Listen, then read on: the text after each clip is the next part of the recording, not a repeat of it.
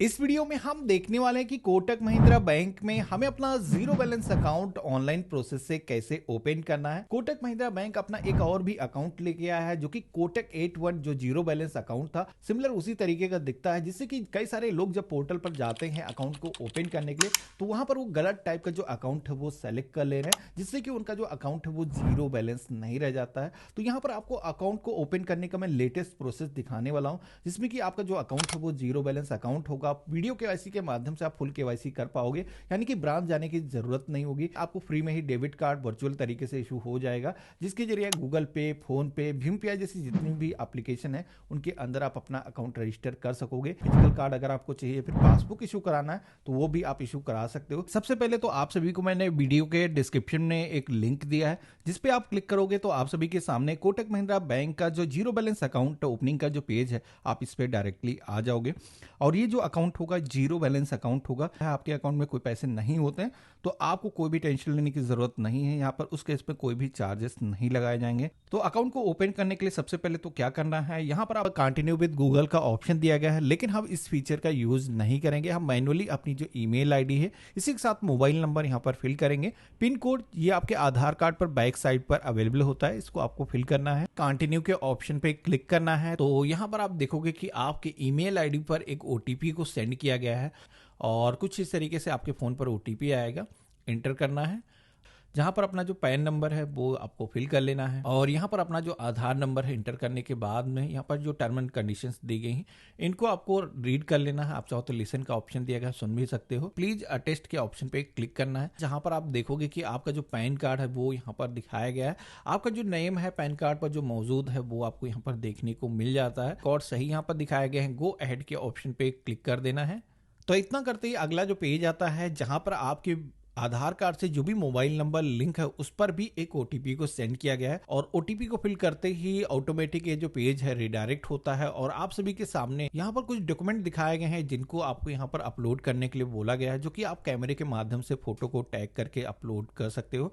तो यहाँ पर जैसे कि ओरिजिनल पैन यहाँ पर बोला गया है, कुछ इस तरीके से आप सभी का जो पैन कार्ड है आपको कैमरे के सामने रखना है और आपका जो पैन कार्ड है परफेक्ट यहाँ पर दिख रहा है। आपको यहाँ पर टेक फोटो के ऑप्शन पे क्लिक कर देना है। तो आप यहाँ पर देखोगे कि हमारा जो पैन कार्ड है वो अपलोड हो चुका है। सेल्फी को अपलोड करने का जो सेक्शन है वो दिखाई देता है, जहां पर हमें टेक फोटो के ऑप्शन पे क्लिक करना है और कुछ इस तरीके से आप सभी को अपनी जो पासपोर्ट साइज की फोटो है कैप्चर कर लेना है। अब आपको नीचे की तरफ आना है, आपके जो सिग्नेचर हैं वो भी यहाँ पर अपलोड करने के लिए बोले जाते हैं। कभी भी चेक अगर आप साइन करते हो या फिर बैंक में कहीं एथेंटिकेशन आप करते हो तो इस सिग्नेचर को ही वहां पर आपको करना होगा। एक ब्लैक पेन या फिर ब्लू पेन के जरिए आपको एक प्लेन पेपर पर सिग्नेचर करना है और वही सिग्नेचर यहाँ पर आपको टेक फोटो के ऑप्शन पे क्लिक करके यहाँ पर अपलोड कर देना है। सारे डॉक्यूमेंट हैं वो अपलोड हो चुके हैं। अपलोड होते ही हमारे सामने यहाँ पर आप देखोगे कि सीआरएन नंबर जनरेट होकर के आ चुका है। इसको आप सभी को अपने पास में नोट करके रख लेना है। आप चाहो तो स्क्रीनशॉट ले सकते हो। आई एग्री के ऑप्शन पे क्लिक करना है। गो अहेड के ऑप्शन पे आपको क्लिक कर देना है।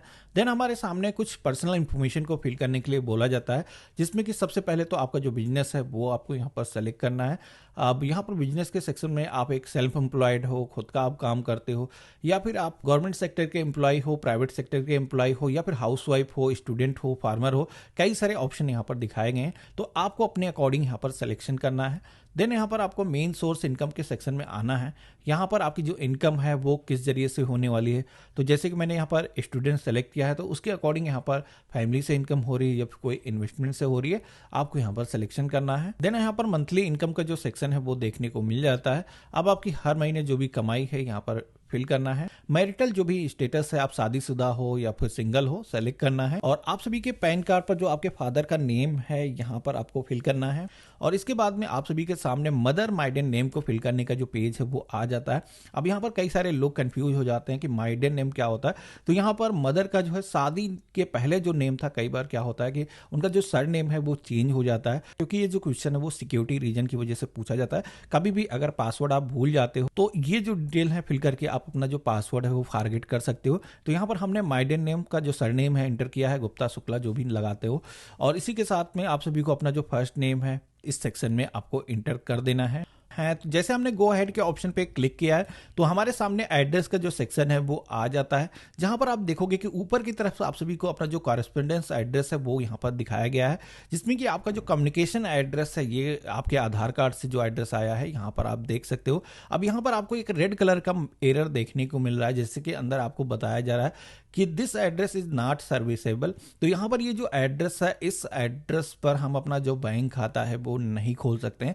तो अगर आपको बैंक खाता खोलना है तो इसका एक सोल्यूशन है। पेज में नीचे की तरफ आओगे तो यहाँ पर आप देखोगे कि आपको ये एक नया एड्रेस को इंटर करने के लिए दिया गया है, जो कि आप बैंक को आप कम्युनिकेशन के लिए दे सकते हो।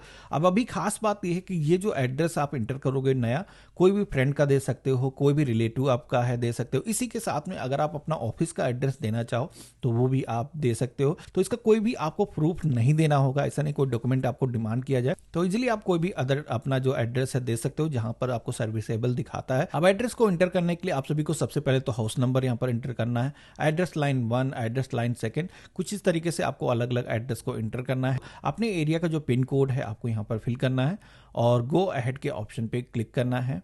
तो इस तरीके से आप देखोगे कि हमने एड्रेस को ऐड कर लिया है। अगला सेक्शन देखने को मिलता है ऐड नॉमिनी का। अब बैंक खाता है तो इसके साथ में आपको अपना जो नॉमिनी है वो भी पहले से डिक्लेयर कर देना चाहिए, तो जिसमें कि आप अपना फैमिली का कोई भी मेंबर की डिटेल्स इंटर कर सकते हो। तो यहाँ पर जैसे कि हमने मदर का जो नेम है वो इंटर किया है।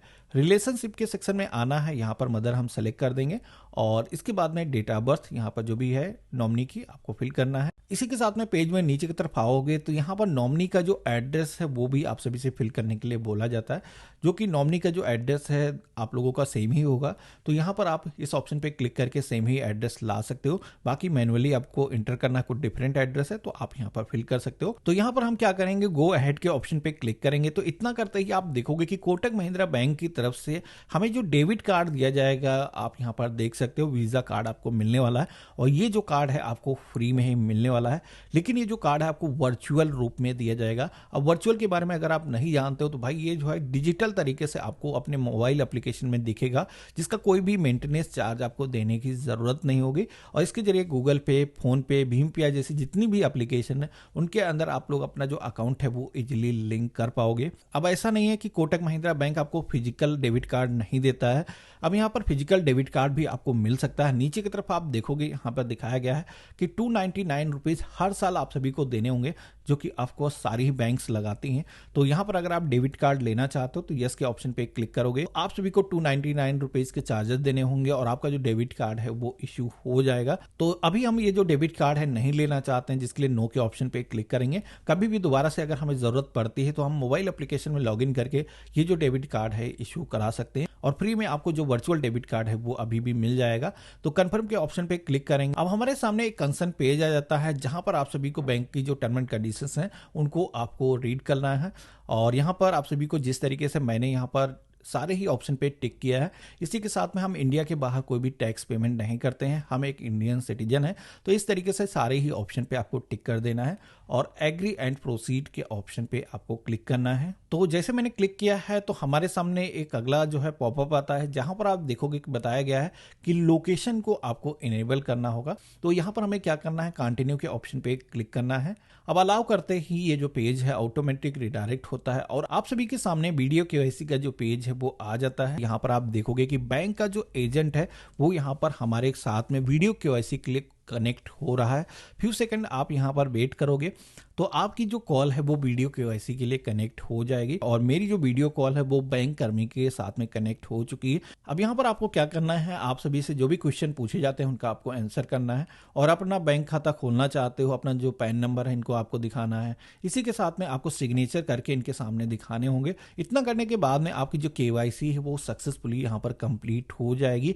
वीडियो केवाईसी कंप्लीट होते ही आप सभी के सामने थैंक यू का जो मैसेज है वो आ जाता है। अब यहाँ पर हमारी जो एप्लीकेशन है वो अकाउंट ओपनिंग करने के लिए दर्ज हो चुकी है।